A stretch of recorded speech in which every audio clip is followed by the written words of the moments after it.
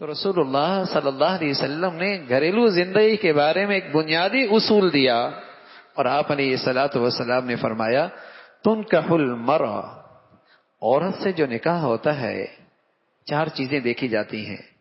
ایک، مال دیکھا جاتا ہے، دوسرا حسب دیکھا جاتا ہے، تیسرا جمال دیکھا جاتا ہے، اور چوتھا دین دیکھا جاتا ہے۔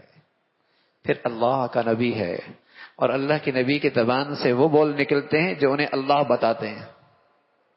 اللہ کے نبی کے زبان پر وہ ارشادات جاری ہوتے ہیں جو انہیں اللہ بتاتے ہیں۔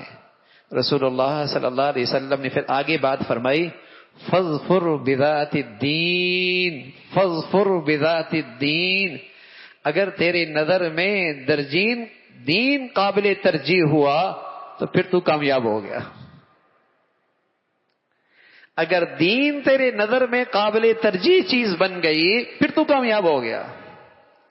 اگر دین کے ساتھ جمال بھی ہو، حسب بھی ہو، مال بھی ہو، نور علی نور، کوئی بری بات نہیں، کوئی بری بات نہیں، لیکن میری دولت دین کے بغیر، میرا حسن دین کے بغیر، میرا حسب نسب دین کے بغیر۔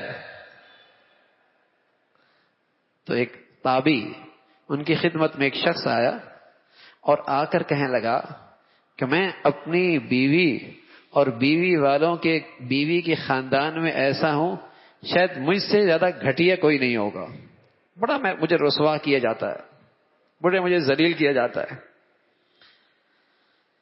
یہ حضرت سفیان ابن عیینہ، ان کے خدمت میں ایک شخص آیا کہ میں اپنی بیوی کے ہاں اور اپنی بیوی والوں کے ہاں بڑا ذلیل رسوا ہوں۔ تو فوراً یہ بھونک گئے، کہا تو نے ان کی سے شادی عزت حاصل کرنے کے لیے کی تھی؟ کہا بڑے شان و شوکت والے تھے۔ میں نے کہا کمزور آدمی ہوں، کمزور گھرانہ ہے، تعلقات بڑے ہو جائیں گے، بڑے تعلقات بن جائیں گے۔ تو فرمانے لگے جو عزت کے لیے یہ کرتا ہے اللہ اسے رسوا کرتا ہے، جو مال و دولت کے لیے کرتا ہے اللہ اسے فقیر بنا دیتا ہے، اور جو دین کی خاطر کرتا ہے اللہ دین بھی دیتا ہے، اللہ روزی بھی دیتا ہے، اللہ دین بھی دیتا ہے، روزی بھی دیتا ہے۔ تو اس ازواجی زندگی کی خوبصورتی، اس عمارت کی بنیاد کس پہ کھڑی ہے؟ کیا ترجیح کیا تھی؟ چلو اب تو شادی ہو گئی، تو میاں شادی کے بعد بھی تو پہلی ترجیح دینداری بنائی جائے۔ جب تک وہ مرد کچھ بھی کرتا رہے عورت کو بھی فکر نہیں ہوتی، لیکن جہاں معاملہ اس کی ذات کا آتا ہے اب اسے پریشانی شروع ہو جاتی ہے۔ تو میاں پہلے اس کی دینداری کی فکر کیوں نہیں کی؟ وہ عورت کچھ بھی کرتی رہے، جب معاملہ اس شوہر کی عزت کا آ جاتا ہے اب اسے فکر ہوتی، ارے میاں پہلے اس کی دینداری کی فکر کیوں نہیں کی؟ پہلے اس کی دینداری کی فکر کیوں نہیں کی؟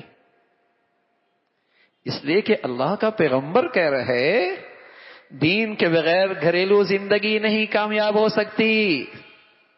ڈگریوں سے تھوڑی گھر بنتے ہیں بھائی، پیسوں سے تھوڑی گھر بنتے ہیں، دولت سے تھوڑی گھر بنتے ہیں، اسٹیٹس سے تھوڑی گھر بنتے ہیں، فرنیچر اور اچھے ٹائلوں سے اور اچھی آمدنیوں سے تھوڑی گھر بنتے ہیں۔ اگر اس سے گھر بنتے تو آج مغرب کے ہر دوسری عورت کو طلاق نہ ہوتی،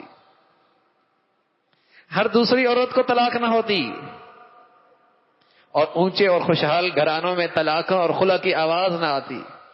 کبھی عدالتوں کا رخ ہو، سنیے ذرا کسی وکیل سے بتائے گا کہ 99% کیسز عدالتوں میں طلاق اور خلا کے ہیں، 99%۔